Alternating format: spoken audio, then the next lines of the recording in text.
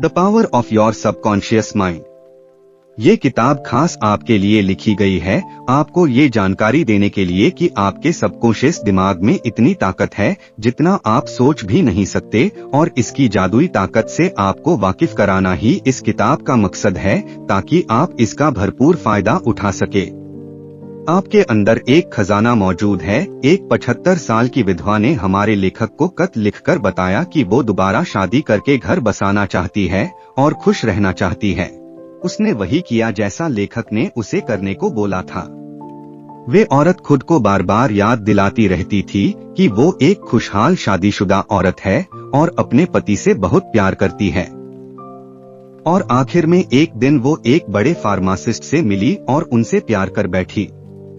आज दोनों शादीशुदा है और खुश है। आपके अंदर असल में एक पूरी सोने की खान है जो आपका सबकॉन्शियस माइंड है। बस अगर आप इसे कंट्रोल करके अपने फायदे के लिए इस्तेमाल करना सीख जाएं तो क्या बात है। आप जब किसी टेस्ट से पहले खुद को ये यकीन दिलाते रहते हैं कि आप फेल हो जाएंगे या फिर कोई चीज आपको नहीं मिलेगी, तो दरअसल आप अपने ही दिमाग को ऐसा करने के लिए मजबूर कर रहे होते हैं। आप अपने दिमाग की सुपर पावर को गलत आइडिया दे रहे होते हैं कि आप ये नहीं कर सकते या वो नहीं कर सकते। मगर ऐसा कभी मत कीजिए, कभी भी अपने दिमाग में नेगेटिव आइडिया मत आने दे, बल्कि पूरे जोश के साथ दोहराते रहे, विश्वास रखे और उम्मीद भी, और फिर आप देखेंगे कि आपके सबकॉन्शियस ही आपके सारे सवालों का जवाब बन जाएगा। अध्याय 2, आपका दिमाग कैसे काम करता है। एक बड़ी औरत को यकीन हो चला था कि उसकी याददाश्त चली जाएगी, मगर उसने अपने दिमाग को यही यकीन दिलाए रखा कि ऐसा कुछ भी नहीं होगा, बल्कि वे खुद को यकीन दिलाती रही कि उसकी याददाश्त दिन ब दिन बढ़ती जा रही है। अब ये उसका मजबूत विश्वास ही था कि सच में उसके साथ ऐसा ही हुआ। हमारे दिमाग का कॉन्शियस और सबकॉन्शियस हिस्सा एक दूसरे से अलग होने के बावजूद आपस में जुड़े हुए हैं। जो कुछ आप सोचते हैं वो अपने कॉन्शियस माइंड वाले लेवल से सोचते हैं, और जो भी आप करते हैं छोटी से छोटी चीज वे आपके सबकॉन्शियस लेवल को अफेक्ट करती है। हालांकि ये समझना जरूरी है कि सबकॉन्शियस और कॉन्शियस लेवल दोनों अलग अलग नहीं है, बल्कि एक ही दिमाग के दो अलग लेवल है। कॉन्शियस माइंड वो है जो सोच विचार करता है, और सबकॉन्शियस आपकी हर सोच पर विश्वास करके उसे अपना लेता है। जो कुछ भी आप सोचते हैं और करते हैं उस पर सबकॉन्शियस माइंड पूरी तरह यकीन करता है। उदाहरण के लिए हिप्नोसिस के पीछे सिर्फ एक वजह यह है कि आपका सबकॉन्शियस माइंड इस पर यकीन करता है, और फिर आपसे जो कहा जाता है उसे आपका कॉन्शियस माइंड बिना किसी जिद के उसे मानने लगता है। फिर आप चाहे सही या गलत जो भी विचार रखते हैं उसे ये बेहिचक अपनाने लगता है। तो याद रखिए कि आप अपनी कश्ती के खुद ही मालिक है।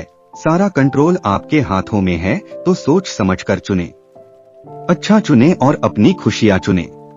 अध्याय 3, आपके सबकॉन्शियस माइंड के काम करने की जादुई ताकत। एक स्कॉच सर्जन डॉक्टर जेम्स एस्टिले कुल 400 ऑपरेशन किए। तब तक एनेस्थीसिया की खोज नहीं हुई थी जिससे वो अपने पेशेंट को बेहोश कर सके। तो उन्होंने आखिर ये किया कैसे? अपने मरीजों को मेंटल एनेस्थीसिया देकर। वे उन्हें पूरी तरह यकीन दिला देते थे कि ऑपरेशन में उन्हें किसी भी तरह का दर्द नहीं होगा और न ही कोई इन्फेक्शन। उनके ऑपरेशन सफल हुआ करते थे और उनका मोर्टलिटी रेट यानी पेशेंट को मारने का रेट भी बहुत कम था, सिर्फ 2 या 3% ही। अपने मरीजों का ऑपरेशन करने से पहले वे उनके सबकॉन्शियस माइंड को हिप्नोटिक करके उनके कानों में बोलते थे, तुम्हें कुछ नहीं होगा, तुम ठीक हो जाओगे, तुम स्वस्थ हो। आपका सबकॉन्शियस माइंड आपका सब कुछ कंट्रोल करता है, आपके खून का बहाव, आपका डाइजेशन और आपके थॉट्स। एक बार अगर आप इसकी ताकत समझ ले तो इसे अपने फायदे के लिए इस्तेमाल कर सकते हैं। जब आप नेगेटिव सोचते हैं तो वे आपकी डिस्ट्रक्टिव इमोशन होती है जिसे अपने दिमाग से निकालना बेहद जरूरी हो जाता है, वरना आपकी बॉडी में उल्सर्स, हार्ट प्रॉब्लम्स, एंजाइटी या मेंटल इस जैसे प्रॉब्लम्स होना शुरू हो जाएंगी। अपने दिमाग में उठने वाले हर ख्याल पर गौर करें, क्योंकि वही फिर आपके एक्शन बनने लगते हैं। क्योंकि जब भी आप सोचते हैं, जो कुछ सोचते हैं उसे आपका सबकॉन्शियस माइंड एक्शन देने लगता है। तो जब भी आप सोए उससे पहले मन में एक इरादा करें, एक टारगेट चुने और खुद से ही कहे कि आप उसे पूरा करना चाहते हैं। आप कुछ भी सोच सकते हैं, अपनी अच्छी सेहत, पैसा या फिर लोगों के साथ अपने रिश्ते के बारे में भी पॉजिटिव विचारों को आने दे, अपने दिमाग को प्रोग्राम करते रहे और फिर इसके मिरेकल्स क्या होंगे ये आप सोच भी नहीं सकते हैं। अध्याय 4 और 5 मेंटल हीलिंग के पुराने और नए तरीके। 1910 का एक मशहूर किस्सा है। एक आदमी को टंग पैरालिसिस हुआ, यानी उसकी जीभ को लकवा मार गया। उन दिनों इसका कोई भी इलाज नहीं था। वो डॉक्टर के पास गया तो उसने उसकी जबान में एक थर्मामीटर रखकर कहा कि ये एक बिल्कुल नया इंस्ट्रूमेंट है जिससे उसकी जीभ ठीक हो जाएगी। और सच में कुछ ही मिनटों बाद उसकी जीभ ठीक हो गई थी और वो उसे हिला डुला पा रहा था। बहुत से एक्सपेरिमेंट में हिप्नोसिस किए गए लोगों को आसानी से ये यकीन करा दिया जाता है कि उन्हें कोई खास बीमारी है और फिर वे लोग सच में उसी बीमारी के सिम्पटम्स दिखाने लगते हैं, क्योंकि उनका सबकॉन्शियस माइंड कही हुई बातों पर यकीन कर लेता है। इसमें इतनी ताकत होती है कि वे उसी तरीके से एक्ट भी करने लगता है। ये अपोजिट भी काम करता है। जब किसी मरीज के सबकॉन्शियस माइंड को यकीन दिलाया जाता है कि वो ठीक हो रहा है, तब ऐसा लगता है कि वो कभी बीमारी का शिकार था ही नहीं। आपके शरीर पर कोई असर तब तक नहीं होगा जब तक आपका सबकॉन्शियस माइंड ऐसा करने को ना बोले। हमेशा अपने सबकॉन्शियस माइंड की ताकत को याद रखें। ना जाने आपके जीवन में इसकी बदौलत कब क्या चमत्कार हो जाए, इसलिए कोई भी मौका मिस न करें। आज हम सब अपने सबकॉन्शियस माइंड की पावर से वाकिफ है, मगर हम में से बहुत से लोग इसका सही इस्तेमाल करना नहीं जानते हैं। उन्हें ये पता नहीं होता कि इसकी ताकत से कैसे अपनी जिंदगी को बदला जा सकता है। और ऐसा करने के लिए सबसे पहले तो ये जाने कि आपको क्या चीज हील करती है और फिर उसे अपने सबकॉन्शियस माइंड को गाइड करने में इस्तेमाल करें। दिमाग में कोई एक प्लान बनाए, उसे काम करता हुआ देखे, फिर बुरे या नेगेटिव ख्याल ना आने दे, क्योंकि ऐसा करना बेवकूफी होगी। और आखिरी बात ये कि प्रे करे और अपनी दुआओं पर यकीन रखे। अध्याय 6 मेंटल हीलिंग की प्रैक्टिकल टेक्निक। जब गोल्डन गेट ब्रिज बना तो इंजीनियरिंग कंपनी के पास एक प्लान था। इस प्लान में पहली बार स्ट्रेसेस एंड स्ट्रेन्स, स्ट्रेस और स्ट्रेन्स की बात कही गई थी जो ब्रिज पर पड़ सकता था। तब उन्होंने एक मजबूती पूरी तरह से आइडियल ब्रिज के बारे में सोचा और उसे प्रैक्टिकली टेस्ट किया गया। ये सारे स्टेप्स ऑर्डर में किए गए और कोई भी स्टेप पहले या बाद में नहीं अपनाया गया, वरना ब्रिज पूरी तरह नाकामयाब रहता। जिस तरह हमारी दुआएं सुनी जाती है वे भी कुछ इसी तरह है। जो हमें मिलता है ना पहले ना बाद में, बिल्कुल सही वक्त पर ही मिलता है। कुछ चीजें पहले होनी होती है तो कुछ बाद में। इनमें से सबसे पहली टेक्निक है पास ओवर टेक्निक। सिंपल तरीके से अपने विचारों और इच्छाओं को अपने सबकॉन्शियस माइंड में रखते जाएं ताकि आप किसी भी तरह की सिकनेस दूर कर पाएं। जैसे कि कोई छोटी सी लड़की जिसका गला खराब है और बुरी तरह खांस रही है, वो अगर खुद से मजबूत इरादे से कहे कि मेरी बीमारी जा रही है, ये दूर हो रही है, तो घंटे भर बाद ही सच में वो ठीक महसूस करने लगेगी। दूसरी सिंपल टेक्निक है विजुअलाइजेशन टेक्निक। आप विजुअलाइज करके अपने दिमाग में तस्वीर रचकर ऐसा कर सकते हैं। जो आप चाहते हैं उसे हरदम ख्यालों में रखें। आप अपने फोन या लैपटॉप पर उसकी वॉलपेपर लगाकर भी ऐसा कर सकते हैं, या फिर एक ड्रीम बोर्ड भी बना सकते हैं, या अपने सपने की फोटो कार्डबोर्ड में लगाकर रखें और रोज उसे देखें।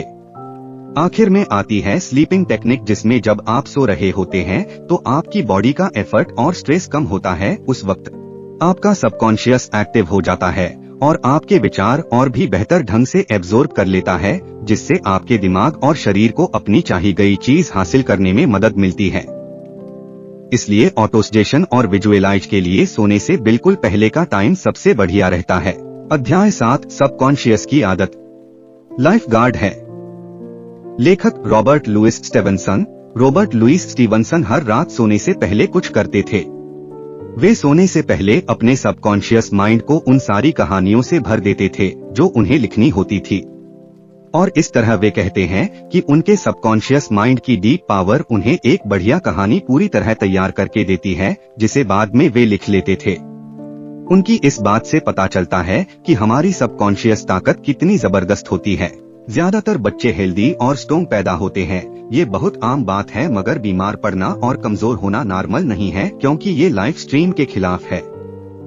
सेल्फ प्रिजर्वेशन हम इंसानों की सबसे स्ट्रॉन्ग इंस्टिक्ट होती है।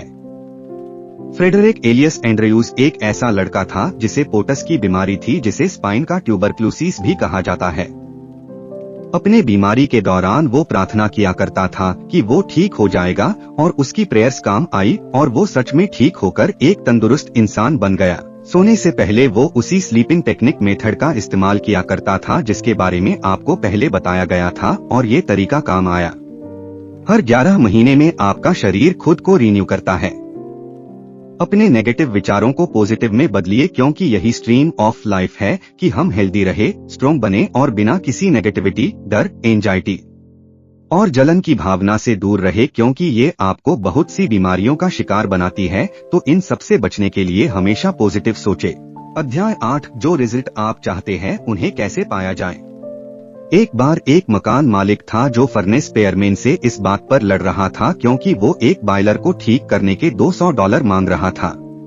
मकान मालिक ने कहा कि ये बहुत ज्यादा रकम है। इस पर पेयरमैन ने जवाब दिया कि वो मिसिंग पीस के सिर्फ $5 ही मांग रहा है, बाकी के $195 तो वो अपनी इस काम की नॉलेज होने की फीस ले रहा है।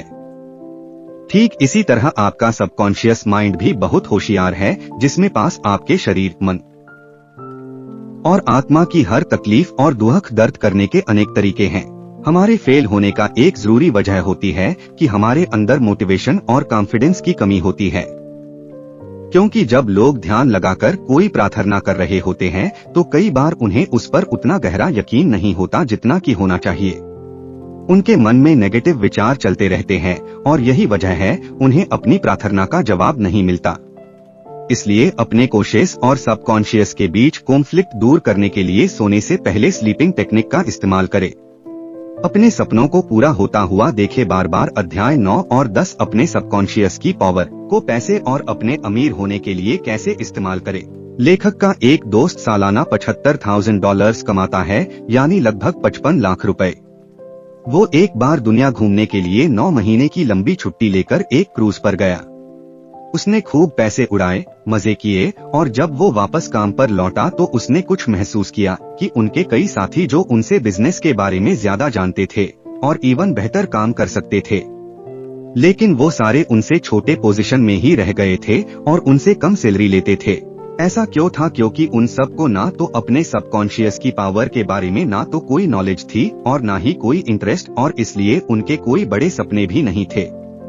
ऐसे लोग एक तरह से क्रिएटिविटी से भी कोसों दूर होते हैं। सच तो ये है कि कोई भी रातों रात अमीर नहीं बनता सिर्फ सोचने भर से। इसके लिए आपको सबकॉन्शियस माइंड में कुछ नए आइडिया सोचने होंगे, इसे मोटिवेट करना पड़ेगा, तभी तो ये आपको अमीर बनने में मदद कर पाएगा। इसे मोटिवेशन देते रहे कि आप अमीर हैं, आप प्रॉफिट कमा रहे हैं, और आपका सबकॉन्शियस जो नए विचार आपको देगा उन पर काम करना शुरू कर दे। जो आप कहे उसे पर पूरी तरह यकीन करे, क्योंकि आपका सबकॉन्शियस तभी उन आइडिया को एक्सेप्ट करेगा जब आप अपने कॉन्शियस माइंड में भी उन्हें एक्सेप्ट करेंगे। अगर आपको ज्यादा पैसे कमाने की चाहत नहीं है तो फेल होने की राह में यही पहला कदम होगा। सबसे पहले तो ये विचार दिलो दिमाग से निकाल फेंके कि पैसा सब बुराई की जड़ है, क्योंकि जब आप इसे बुराई मानकर नफरत ही करेंगे तो भला इसे कैसे अपनी तरफ अट्रैक्ट कर सकते हैं। पैसे से नफरत करेंगे तो आपके हाथ कुछ नहीं लगने वाला। इसके बदले पैसे को अपना सबसे बड़ा दोस्त समझकर इसे प्यार करें। अपने अमीर होने पर यकीन रखें। जो लोग पैसे की बुराई करते हैं अक्सर वही किसी न किसी फाइनेंशियल परेशानी से गुजर रहे होते हैं। जो ऐसा सोचता है उसके दोस्त जब उससे ज्यादा कमाते हैं और आगे निकल चुके होते हैं तो ऐसे लोग जल भुन कर खाक हो जाते हैं। उनका दिमाग नेगेटिव विचारों से भर जाता है। जिस चीज के लिए वो प्रे कर रहे होते हैं अब उसी को कोसते रहते हैं। पैसे की ताकत बड़ी है मगर इसे भगवान ना बनाएं। पैसा तो बस सफल होने की एक निशानी है, असली खजाना तो आपके दिमाग में छुपा है जो आपके विचार है। इसलिए पैसे की कभी भी बुराई ना करें। Thanks for watching the video. Second part के लिए हमारे चैनल को सब्सक्राइब करें। वीडियो अच्छा लगा हो तो लाइक करें और कमेंट करके बताएं दूसरे कौन से बुक समरी आप सुनना चाहते हैं।